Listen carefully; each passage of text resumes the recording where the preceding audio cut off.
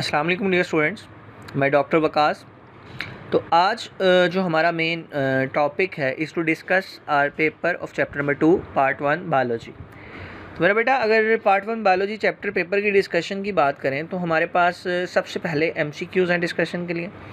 तो एमसीक्यूज़ में से पहला एमसीक्यूज़ जो है दैट इज़ कि हमारे पास जो हीमोग्लोबिन की अल्फ़ा चेन्स हैं, 2 चेन्स होती हैं। अब हर एक चेन में कितने अमाइनो एसिड्स होते हैं? तो option C is correct, that is 41 amino acids, 141 amino acids.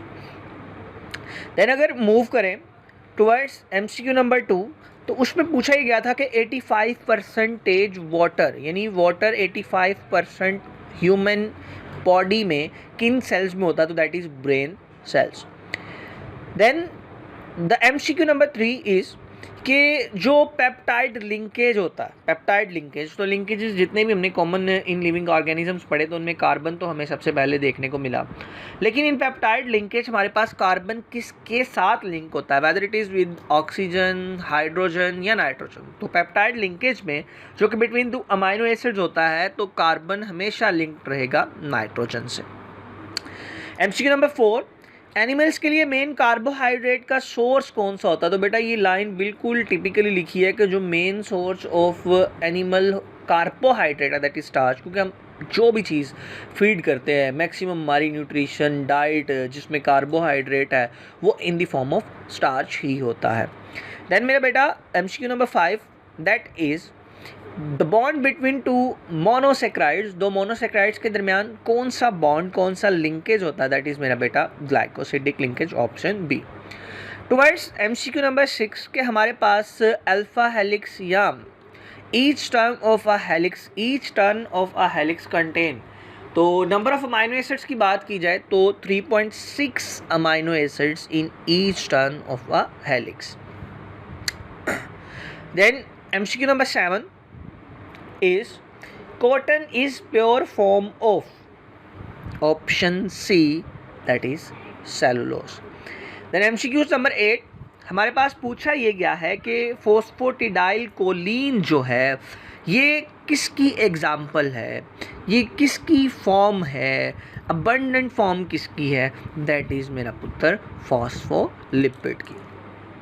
MCQ number 9, बहुत सीधी सी बात है कि हमारे पास प्रोटीन्स का जो स्ट्रक्चर होता है उसके बिल्डिंग ब्लॉक अमाइनो एसिड्स होते हैं, जिसके अंदर जो चीज़ बहुत अहम है that is the sequence of amino acids. तो इस सीक्वेंस ऑफ अमाइनो एसिड, इनकी स्पेसिफिसिटी, कितना स्पेसिफिक होता है ये सीक्वेंस, ये सबसे पहले किसने बताया? दैट इज़ जनाब मोहतरम F Sanger. Then MCQ number 10 is कि हमारे पास हेट्रोजीनस कंपाउंड्स कौन से होते हैं? बायोलॉजिकल कंपाउंड्स हेट्रोजीनस, तो सीधा हेट्रोजीनस इज़ लिपिड्स, क्योंकि लिपिड्स की जितनी भी फॉर्म उठा लें हमारे ये चीज़ देखने को मिलेगी हमें कि वहाँ पर कोई 1-2 कंपाउंड एलिमेंट मुख्तस नहीं है, हमें हर टाइप ऑफ लिपिड में बहुत वैरायटी मिलेगी, केमिकल कंपाउंड्स बहुत से कॉम्बिनेशंस मिलेंगे, इसलिए हम लिपिड्स को बोलेंगे दे आर हेट्रोजीनस।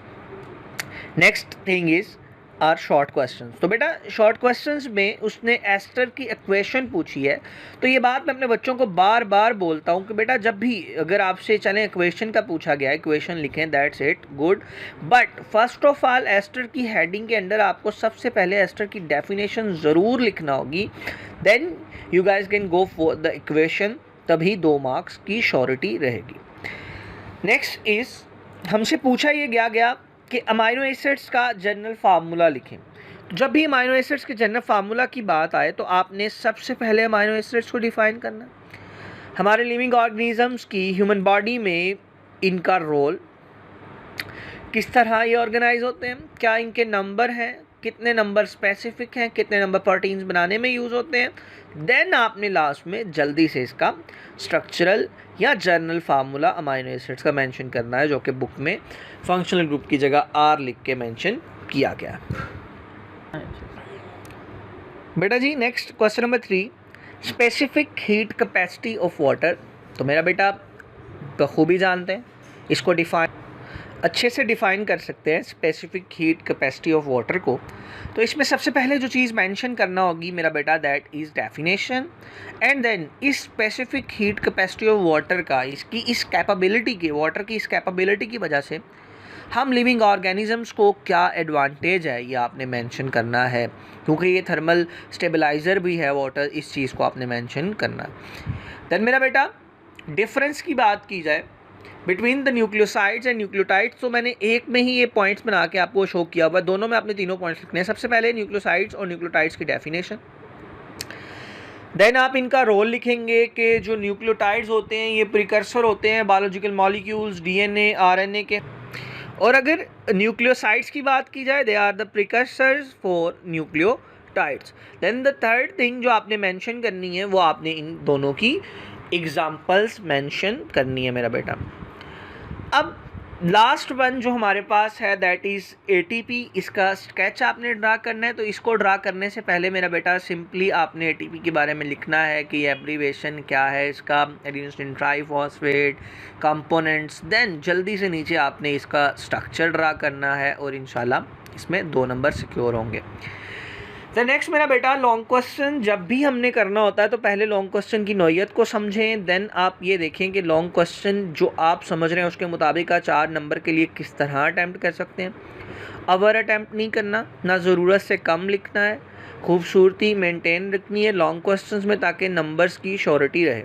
तो जब इंपॉर्टेंस ऑफ वाटर की बात रहेगी तो आपने इन सब चीज़ों को मेंशन लाजमी करना है, लेकिन इसमें आपने देखना है कि जो चीज़ें बहुत ज़्यादा अहम हैं उनको मलहूज़े खातिर रखा जाए, उनको बिल्कुल मिस नहीं करना, लेकिन ओवर अटैम्प्ट अगेन इस तरह के क्वेश्चंस में नहीं कर।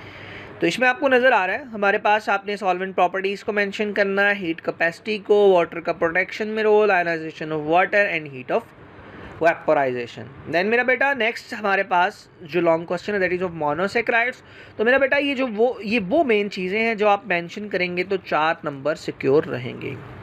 सबसे पहले आपने मोनोसेक्राइड्स को डिफ़ाइन करना है, उसके बाद आपने मोनोसेक्राइड्स का स्ट्रक्चर 3-4 मोनोसेक्राइड्स को एग्जाम्पल में लिखें, आपने फिर उनकी टाइप भी मेंशन कर सकते हैं अंडर द हेडिंग, या फिर जिनके आपने नाम मेंशन किए हैं ग्लूकोज, फ्रुक्टोज, आप इजीली उनके स्ट्रक्चर ड्रा करें।